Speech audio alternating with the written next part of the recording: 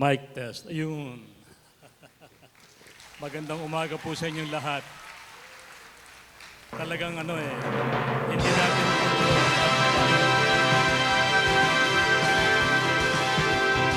nakilala ko si Kristo nang pag-asa'y nagdilim.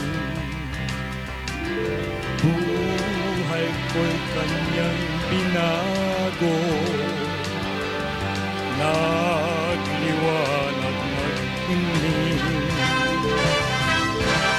Dakila ang pag-ibig ni Jesus, akong nagkasala ay tinubos.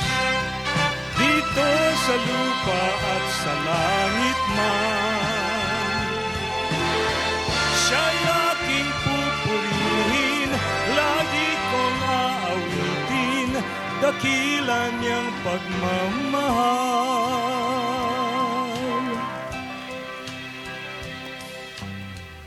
O kahangahangang tunay na kaibigan si Jesus, langit ay sadyang nilisan upang tayo'y matubos.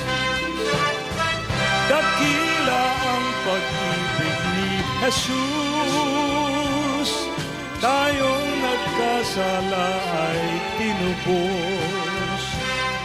Dito sa lupa at sa langit man, siya'y aking pupurihin, lagi kong aawitin, dakila niyang pagmamahal. Siya'y aking pupurihin, lagi kong aawitin, dakila niyang pagmamahal. Dakila niyang pagmamahal. Dakila niyang pagmamahal.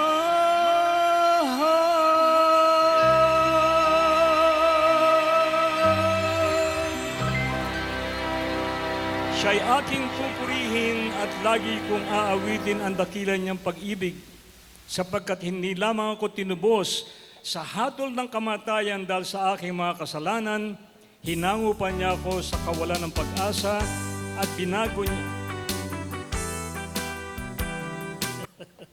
Thank you.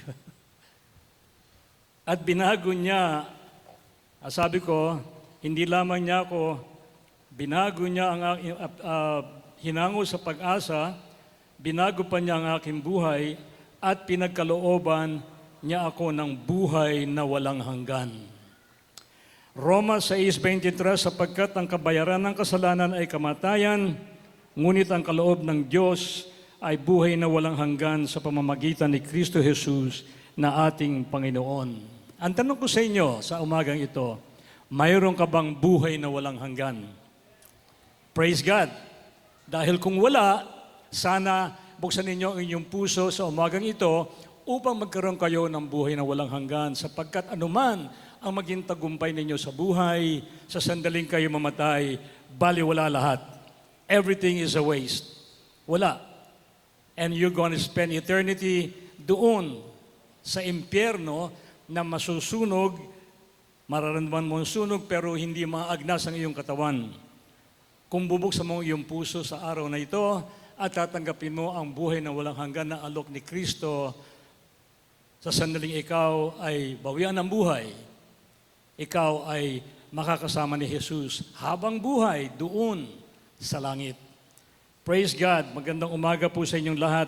Alam niyo, hindi kami nag-usap ni Pastor, pero nabanggit niya kanina about tagumpay sa inyong buhay. Masasabi niyo ba talaga na kayo'y matagumpay? Ako, masasabi ko na nakaranas ako ng isang katagumpayan sa larangan ng show business bilang isang Elvis President ng Pilipinas. Kaya ngayon ay ibig kong manumbalik ng mga ilang dekada At ibig kong umawit ng isang awitin ni Elvis Presley na pinatanyag niya. At as I sing this, I'll try to sing the way Elvis sings it, and I'll try to move the way he did before. So,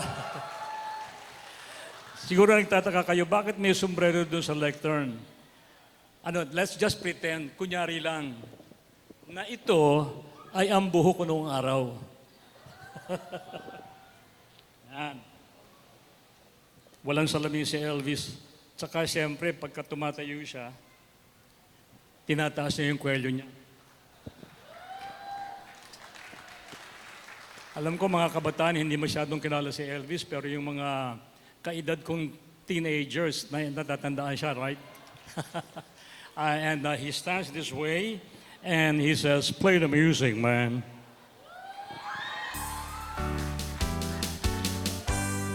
Konting lakas naman ng music ko. Yeah.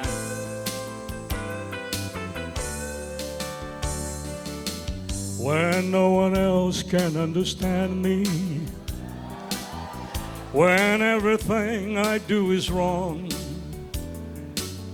you give me hope and consolation. You give me strength to carry on. And you're always there to lend a hand in everything I do. That's the wonder of you. And when you smile, the world is brighter. You touch my hand and I'm a king. Your kiss to me is what a fortune.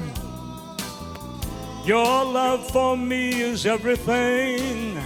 I guess I'll never know the reason why you love me as you do. That's the wonder of you. Bitin ba? And this is the way he narrates the song. Oh, when no one else can understand me, when everything I do is wrong, you give me hope and consolation. You give me strength to carry on. I guess I'll never know the reason why you love me as you do. That's the wonder of you.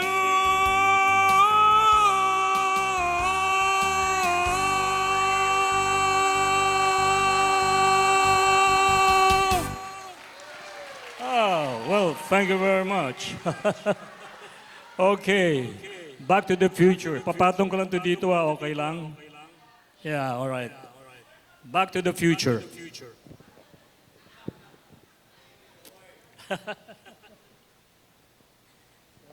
Sa totoo lang, Pastor, I feel so old doing this. But I'm doing it for fun. Well, the Lord has given me 86 years, and I praise God for that. And the best is still to come. Kung inaakala ninyo na matanda na kayo, na wala na kayo magagawa sa buhay, you are wrong, and I'll tell you why. Like I said, nakatanggap ako, nakaranas ako ng katagumpayan at narating ko ang tugatog ng tagumpay. Kaya lamang ang akala ko pagdating ko doon, akala ng maraming tao at akala ko rin na magiging maligaya na ako, I learned na sa tugatog ng tagumpay ay napakalungkot.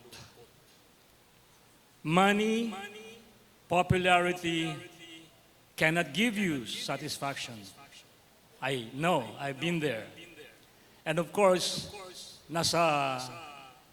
ang feeling ko, ang mundo nasa ilalim ng aking paanan. And I tried to feel what the world could offer para punuan yung kakulangan sa aking buhay, yung kahungkagan ng aking puso. Ang asawa ko ay napakaganda. Ang sabi ko nga, pinakamagandang rosas sa buong mundo. si Rosemary Hill. Hindi po siya nakasama dahil paggal ng kanyang katawan at nung isang araw ay medyo inuumpisahan na siya po ay sinisipon at later on nahawa rin ako ng kaunti. So sa biyaya lamang ng Panginoon talagang ako'y nakakatayo dito at nakakaawit. Anyway, maganda ang aking asawa pero hindi ako naging tapat sa kanya ng maraming beses. Pinapatawad niya ako, tinatanggap niya ako, pero dumating yung punto na hindi na niya kaya. Ang ginawa niya, dala ang aming 3 anak, iniwan niya ako. Nung umalis sila, ang malungkot kong buhay ay lalo naging malungkot. Ang sabi nga nila, hindi mo alam kung anong meron ka hanggat hindi nawawala yan. So I try, you don't know what you have until you lose them. So sabi ko, ano kaya ang makakatulong sa akin? Where can I find help para ako ay mabago? Because I want them back. So I said, sino at ano ang makakatulong sa akin para ako ay maging isang mabuting tao, maging isang mabuting asawa, mabuting ama? Where can I find it? Akala ko sa relihiyong ko makikita yon. Kaya lamang, sad to say, yung kinagis ng kong relihiyon ay hindi nakapagbigay ng satisfying answers. Nauuso na yung mga yoga, transcendental meditation, and Zen Buddhism noong panahon na yon. So nung nag-martial law, ako ay nagpunta sa Amerika at ako ay naging member ng isang religious group na pinag-aaralan naming lahat ng uri ng Eastern religion. Ang pangako nila, gawin mo ito, gawin mo ito, gawin mo ito, at magkakaroon ka ng kapayapaan, mababago ka, you're gonna be a better person. 3 taon ako naroon. Yung kapayapaan ng pag-iisip, hindi ko nakamit. Yung aking pagbabago, lalo lang naging masahol. Dahil hindi lang nagkasya yung alcohol para kalimutan ko ang aking problema, nalulung pa ako sa pagda-drugs. Pagka may drugs ako sa aking system, okay lang. Makakalimutan ko yung problema ko. Pero pag wala, dumarating yung punto na gusto ko nang magpakamatay para lang matapos na ang gulo ng buhay ko. Pero at the same time, natatakot ako mamatay because I don't know what's beyond. And it was during this time na sabi ko, siguro ang kailangan ko matupad ko yung isang pangarap ng lahat ng entertainer sa mundo, mag-entertain sa Las Vegas. Why? Because more money, more popularity, and who knows, baka makapunta ka pa ng Hollywood. So I said, I'm going to look for a band that will help me sing songs about God as I understood God then, and songs about love as I understood love then. May nagsabi sa akin, dito sa isang coffee house, meron dong isang Filipino band na yun ang mga kinakanta nila. Sabi niya, kailangan makilala mo yun. They are playing this coming Saturday, so nagpunta ko doon sa Lost and Found Coffee House.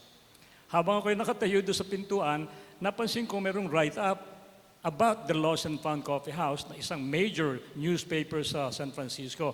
Ang nakalagay sa opening line, of course, I'll translate it in Tagalog, kung inaakala ninyong kayo ay nawawala ang landas sa buhay, bakit hindi kayo dumako rito at uminom kayo ng libreng kape at baka maituro namin kayo kung saan ka dapat dumaan? Sabi ko, okay to. Binabasa ko, may lumapit sa akin, would you like to have coffee? Sabi ko, yes. San Francisco, malamig palagi ito eh.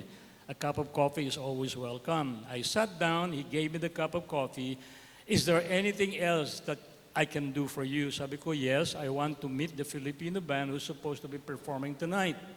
I'm so sorry they are not performing tonight. They are scheduled next Saturday. But the band leader is here. To make the long story short, nakilala ko yung band leader. Ang pangalan niya ay Bobby and he is already with the Lord now.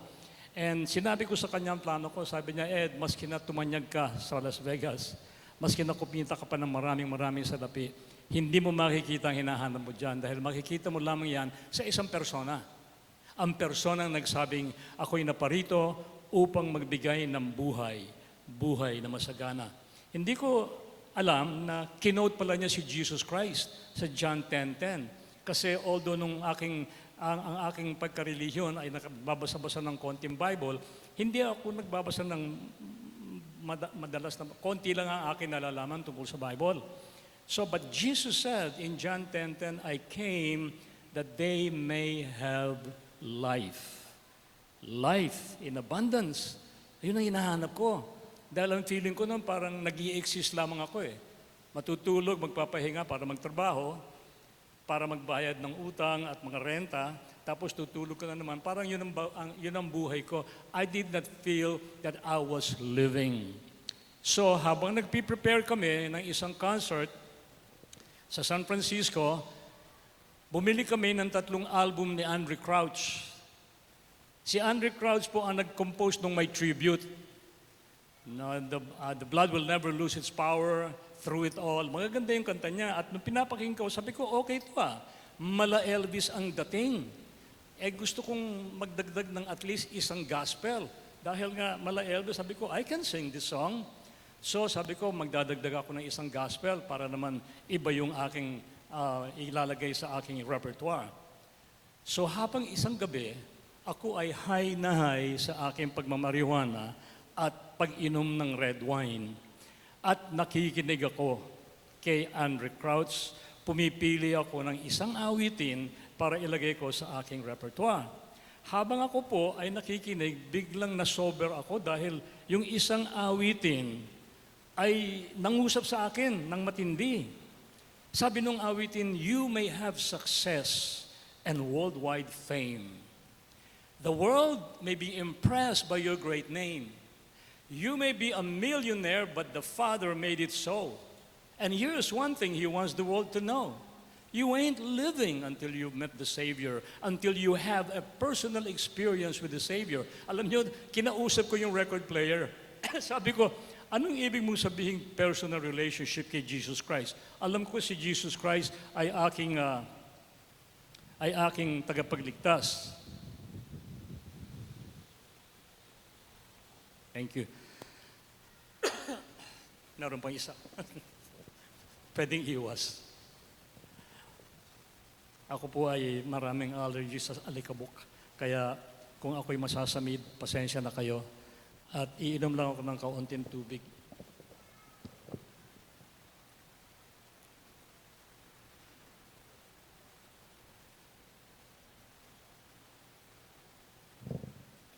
Tulad na sinabi ko, alam ko si Jesus Christ is my Savior. Natutunan ko yun sa aking reliyon. Pero to have a personal relationship with Him, to have a personal relationship, paano yun? Kinakausap ko yung record player. At habang ito ay aking pinagmumuni-muni sa aking isipan, napansin ko na lang na yung inaabot ko yung Bible na binigay sa akin ng aking kaibigan. At binuksan ko randomly, napunta sa Gospel according to Mark, chapter 8, at pagtungo ko, napunta ang mata ko sa verse 34, and I started reading. And this is what the Lord is saying, whoever desires to come after me, let him deny himself and take up his cross and follow me. For whoever desires to save his life will lose it, but whoever loses his life for my sake and the gospel's will save it. For what shall it profit a man if he shall gain the whole world, but lose his own soul? Arise, sabi ko. Or what will a man give in exchange for his soul? And verse 38 really spoke to me so deep that I was so moved. Dahil ang sabi, whoever is going to be ashamed of me and of my words in this sinful and adulterous generation, the Son of Man will be ashamed of him also when He comes in the glory of His Father with the holy angels. Nadinig ko na lang sinabi ko, Panginoon, hindi kita kaihiya. Because I don't want you to be ashamed of me. And right there and then, nag-decide ako, hindi lamang isang gospel ang idadagdag ko sa aking repertoire, magdadagdag ako ng 5 gospel songs para naman madinig ng mga tao ang tungkol kay Jesus Christ. Dahil sabi ko, I don't want you to be ashamed of me and I'm not gonna be ashamed of you. Dumating yung concert and everybody was applauding dahil yung mga kantang kinakanta ko, yung first 5 songs, matagal na kasi kung hindi nagko-concert, they were so happy. And then I started singing song number 6, which is a gospel. Habang kumakanta ko, pinapanood ko yung audience para nabulabog. Nagbulong-bulungan sila. Ano nangyayari kay Eddie Mesa? But that was only the first song. they had to endure 5 gospel songs. In my heart, I was so happy that I was singing songs about the Lord Jesus Christ, unashamed. Ang sabi nung may-ari ng restaurant pagkatapos ng concert, palagay ko mula ngayon hindi ko na i-hire si Eddie Mesa. Dahil nga gospel songs. So one day nagkaroon ako ng problema and I wanted to meet the pastor of my friend. Sabi ko, I want to meet him because I want some prayers kasi sa aking problema. Nung nakilala ko yung pastor niya, hindi ko alam kung bakit ang sabi niya, hindi ko alam kung nasa puso mo nga si Jesus Christ. Alam niyo, hindi ko maintindihan at hindi ko alam kung bakit sinabi niya yon. Siguro, ang impression niya, dahil ako'y winit the son ni Bobby, one of the members of the church, he was able to lead me to the Lord Jesus Christ. Well, he told me about the gospel. Sinabi niya sa akin, pero ang natatandaan ko lang, anytime na gusto mong tanggapin si Jesus, maski na anong oras, maski nasaan ka, maski na nag-iisa ka, basta tandaan mo lang ito. Number 1, aminin mo na makasalanan ka.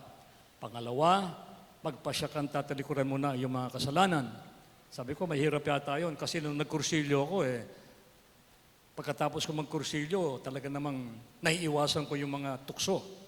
Pero pagkatapos ng 1 buwan, balik sa dating ugali. Kaya after that, hiniwalayan ako ni Rosemary. Sabi niya kasi, nasa ilalim ka ng kapangyarihan ng kasalanan, pero sa sandaling si Jesus ay nasa sa puso mo, palalayain ka sa lakas ng kasalanan. Bibigyan ka niya ng lakas para sabihin mo no to sin. And pinakamahalaga, tanggapin mo si Jesus Christ sa iyong puso as your Savior and your Lord. Ang sabi ko sa pastor, if you want, I'm gonna pray and receive Him today. So I got down on my knees. I cried before the Lord Jesus Christ. I told Him that I don't want to do the things that I am doing. And I opened my heart to the Lord Jesus Christ and received Him in my heart as my Savior and my Lord. That was 1977, one day in September. And a month before that, August, Elvis Presley died. September of that same year, the young Eddie Mesa died, and the younger Eddie Mesa was born in 1977.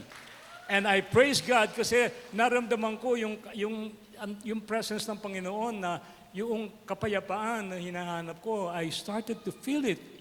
And nagkaroon ako ng change of heart. Ayoko nang pumunta ng Las Vegas.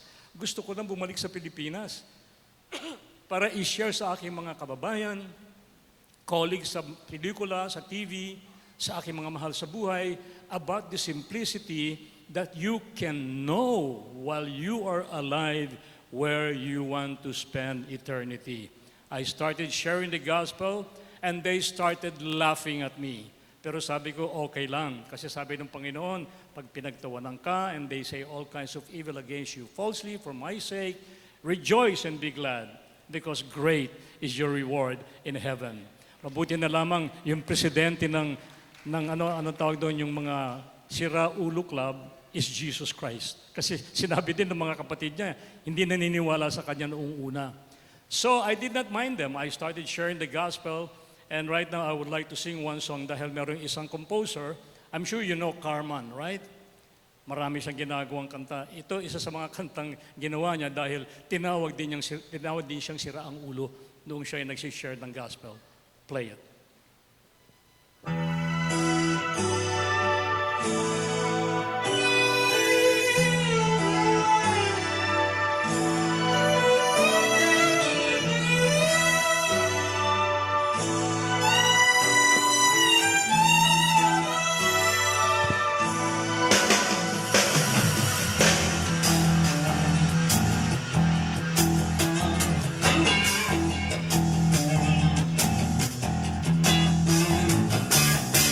Jesus Christ is Lord, and God's still on the throne.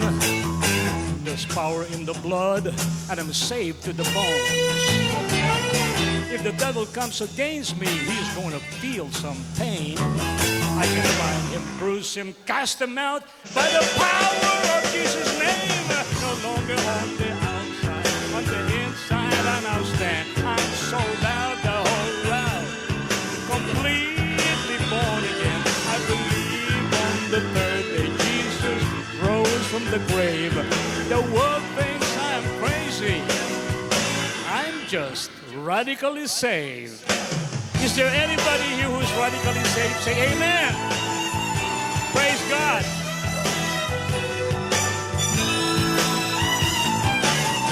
I memorize scriptures. You see, God's word we must retain.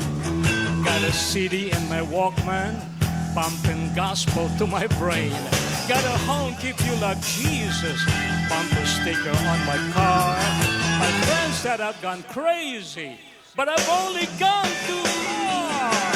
No longer on the outside, on the inside, I now stand. I'm sold out the whole round. Completely born again. I believe on the third day Jesus rose from the grave. The world thinks I'm crazy. I am just radically saved. Now, choose you this day and tell me who will you serve. Now's the time to stand up. You gotta let your voice be heard. You gotta come out from among the rest. You gotta tell the gospel tale. You tell it black is black and white is white. And hell is hot, sin ain't right. And God is holy and Christ is coming and righteousness will prevail.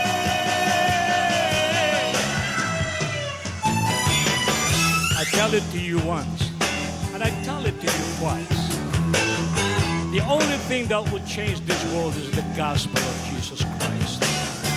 When the saints won't survive in a spiritual warfare, if you know that Jesus is the only way, let me hear somebody say, yeah! On the outside, on the inside, I'm not staying. I'm sold out the whole round. Completely born. I believe on the third day Jesus rose from the grave. The world thinks I'm crazy. The world thinks we're crazy. Our family thinks we're crazy, but we just what? We just radically saved.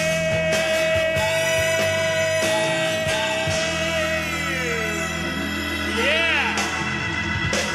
If you're radically saved, don't be ashamed to share the gospel of Jesus Christ.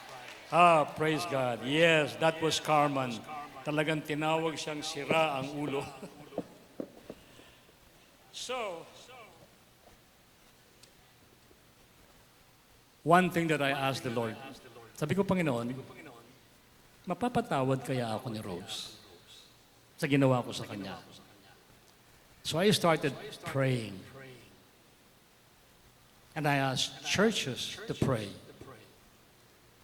Nung malauna na, medyo nadi-discouraged na ako, pero in a way, discouraged na. Sabi ko, siguro, napakalaki ng aking kasalanan na hindi ako magkakaroon ng joy of having them together here on earth before you come.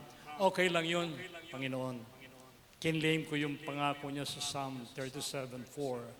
Delight yourself in the Lord, and He will give you the desires of your heart. In other words, don't look for the gift anymore. Don't ask for gift. Basta delight yourself na si Jesus ay nasa iyo. Sapagkat kung si Jesus ay nasa iyo, lahat ng mga pangangailangan mo, lahat ng meron siya ay sa iyo rin yun. So just delight na that Jesus is with you. So sabi ko, okay Lord, okay lang yun kung hindi kami magkakasama dito. Basta sabi ko, pagka natapos na ang lahat at tayo ay nasa langit, pagkatapos namin mag-worship sa iyo, hahanapin ko si Rose, ang aking mga anak, ang aking mga kaapu-apuhan, that they will be there in heaven because magkakasama kami forever and ever and ever. Anyway, so, purihan ng Panginoon. Anyway, we prayed and we prayed at inabot ng 9 years. After 9 years of prayer, hinipo ng Panginoon ng puso ni Rosemary at ako'y pinatawad. And after 16 years, 16 na taon na pagkakahiwalay namin, the Lord brought us back together. Praise God for that. That's why hindi ako mahihiyang i-share ang gospel dahil ang gospel lamang ang katugunan sa lahat ng problema ng mga tao. So ngayon, hindi na ako successful in a sense na define ng world kung ano yung tagumpay. I am no longer earning the money that I earned. I can no longer but whatever I want. I cannot travel wherever I want to go. But you know what? I have joy, I have peace, and I have the assurance na one day I will be with the Lord. Not because of what I'm doing, but because of what He has done. Kaya ang natutunan ko tungkol sa tagumpay ay ito. Real success is knowing God's will, doing it God's way, and trusting God to do it according to His time. Ulitin ko po yun. Knowing God's will in your life and doing it God's way, God's time. Yan ang short. So, alam niyo ba kung ang will ng Panginoon sa inyong buhay? Kung hindi, I would like to guide you on how you can. Because it is important. Meron bang ibinigay sa inyong yellow? I think I lost mine.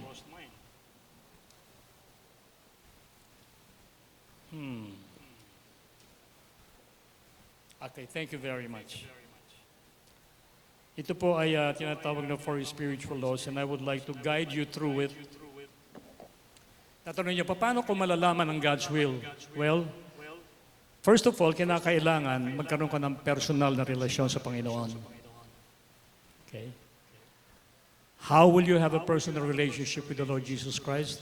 Yung pong hindi pa nakakaranas ng personal relationship ng Panginoon, I hope that you will open your mind, you open your heart, so that if you want eternal life, if you want to be forgiven, if you want to know God's will in your life, sana ay buksan ninyo ang inyong puso. How much time do I have, Pastor, for this? I'll try to be quick. Bibigay ba natin ito sa kanila mamaya o meron na sila ngayon? Okay, mamaya. Okay.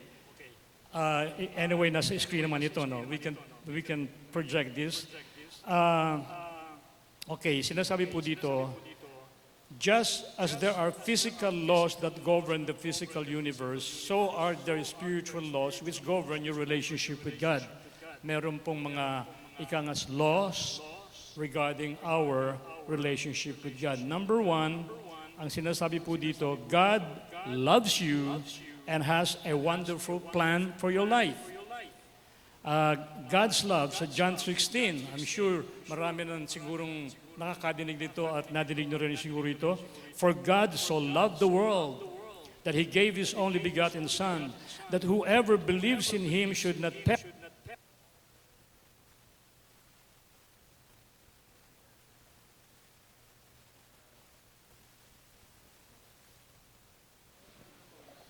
Mic test. Okay. Nadiinan ko, sorry. For God so loved the world, ganoon lamang ang pagsinta ng Diyos sa sanlibutan na Kanyang ibinikanyang Kanyang bugtong ng anak upang ang sino mang sa Kanya'y sumampalataya ay hindi mapahamak, kundi magkaroon ng buhay na walang hanggan. That's God's love. And then God's plan. I came that they might have life and might have it more abundantly. Binanggit ko kanina yon para magkaroon ka ng buhay na masagana. And then, pangalawa po, dahil maraming taong hindi nakakaranas ng kanyang klaseng buhay kasi ang tao ay makasalanan. Dito po sa page 2, man is sinful and separated from God. Therefore, he cannot know and experience God's love and plan for his life. Romans 3:23, for all have sinned and fall short of the glory of God. Romans 3:23. Man was created to have fellowship with God, but because of his stubborn self-will, he chose to go his own independent way and fellowship with God was broken.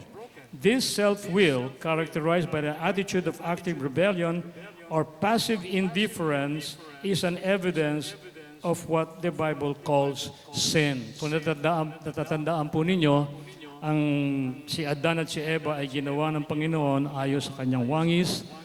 Sila po ay may buhay na walang hanggan. They are not supposed to die.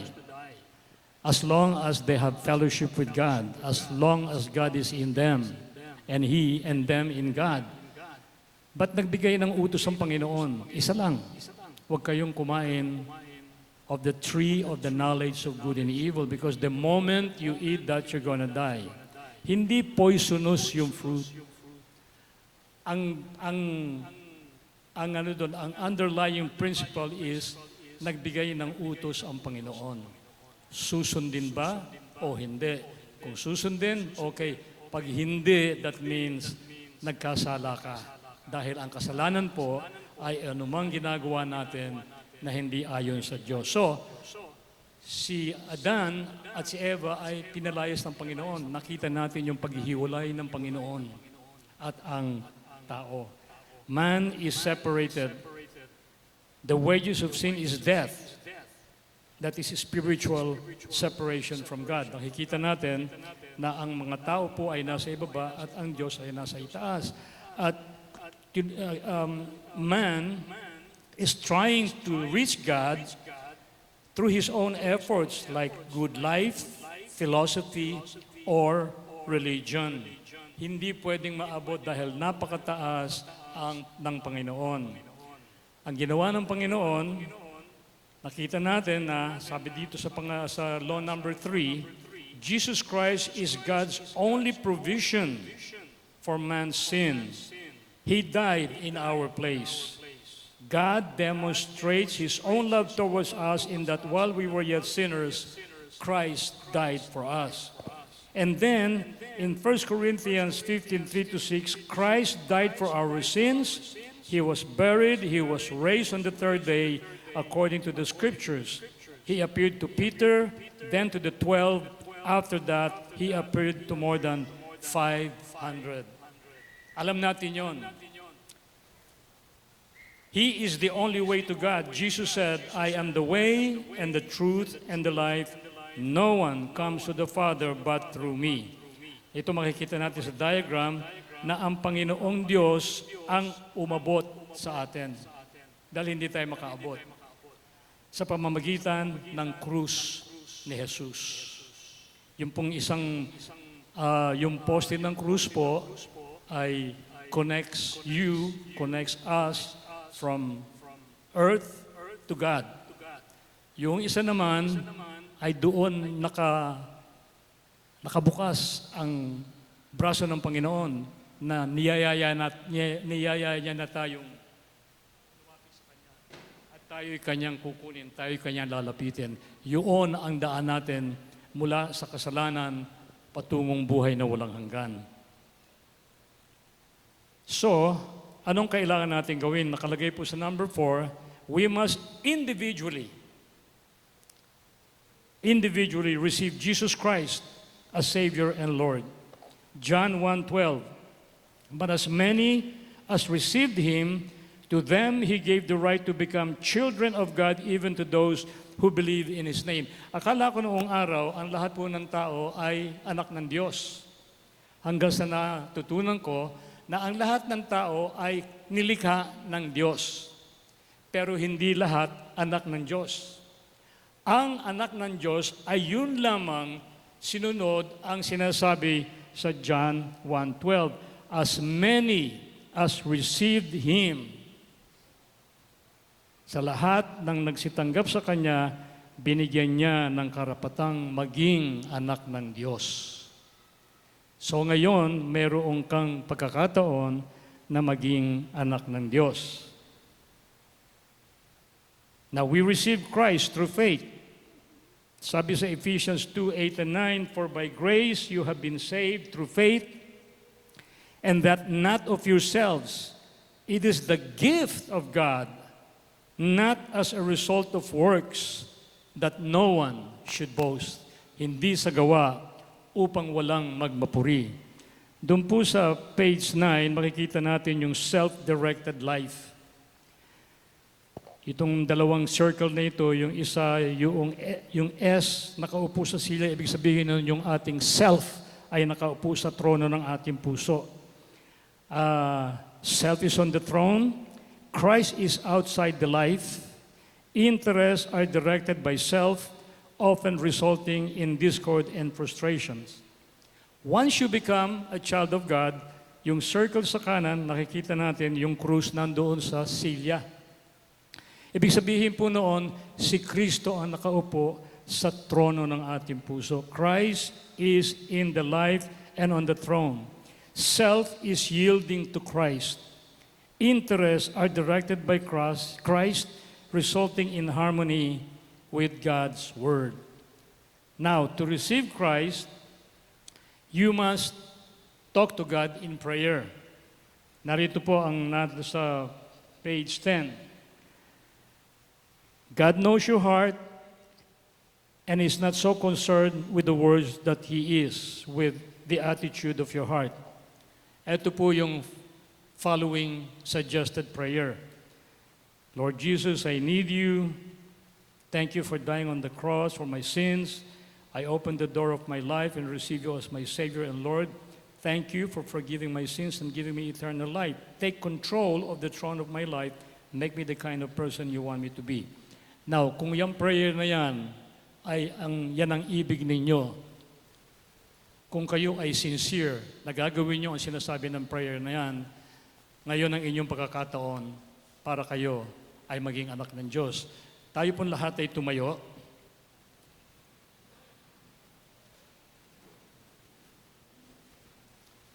At inaanyayahan ko po yung lahat ng mga taong ibig na tumanggap sa Panginoon.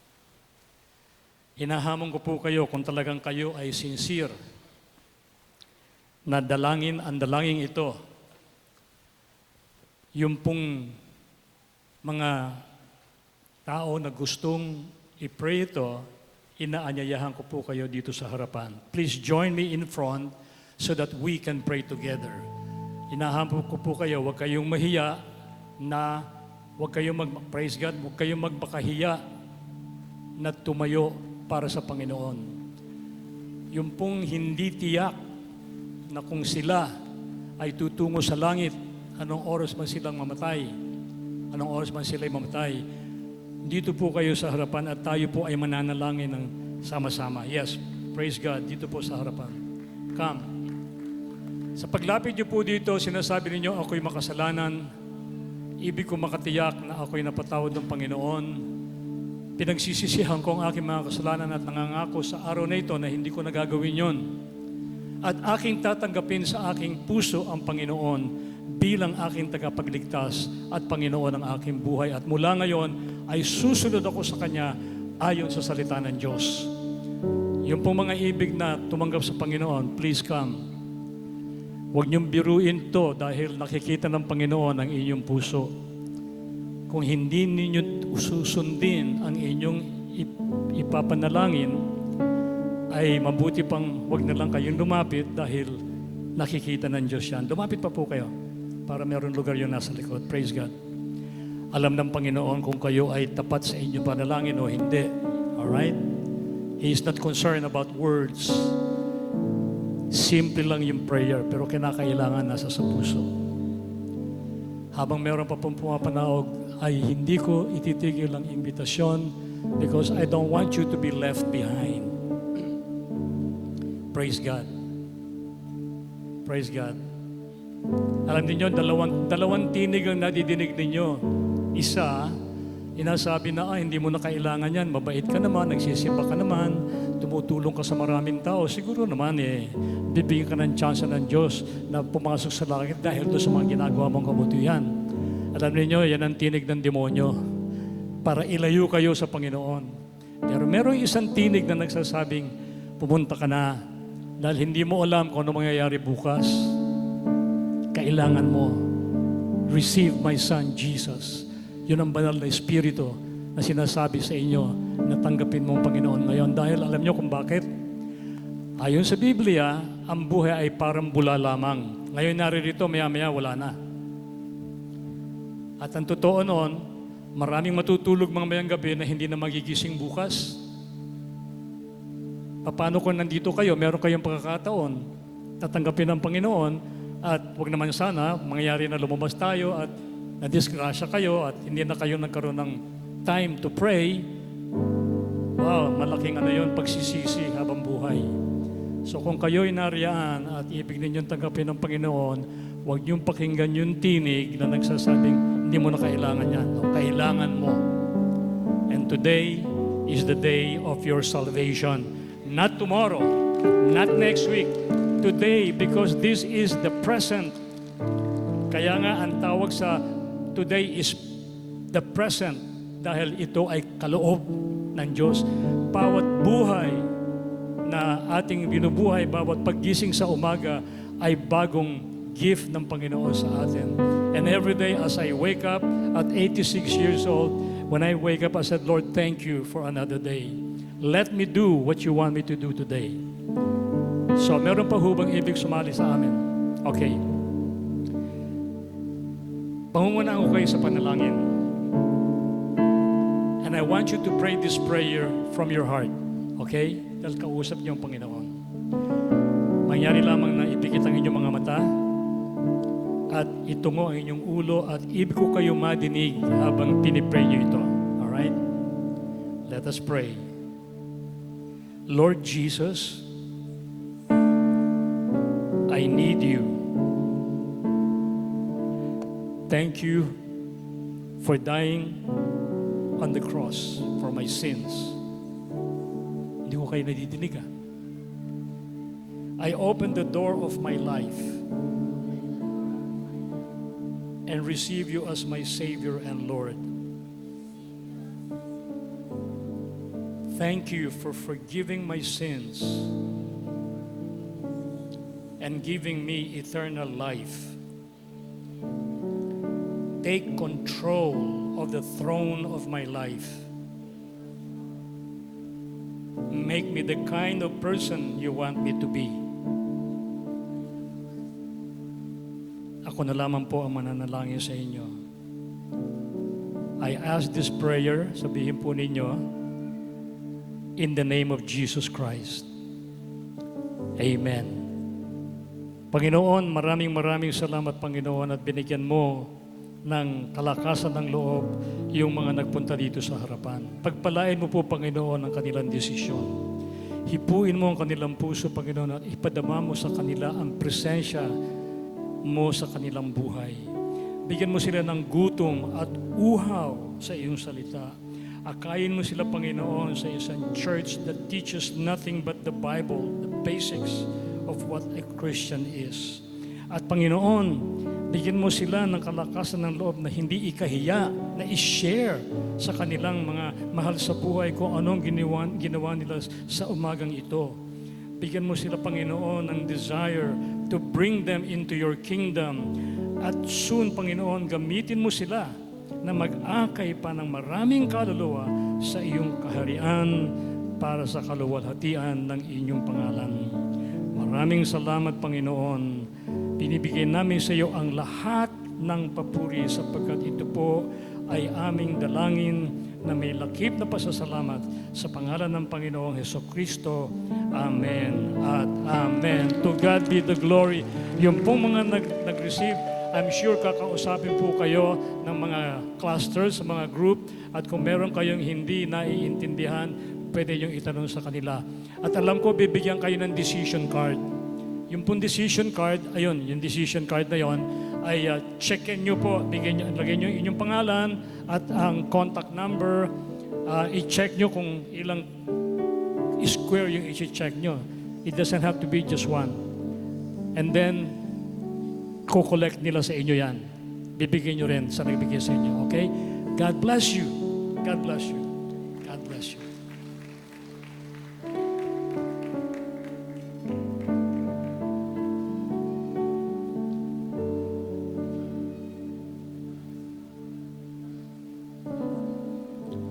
Okay, Pastor?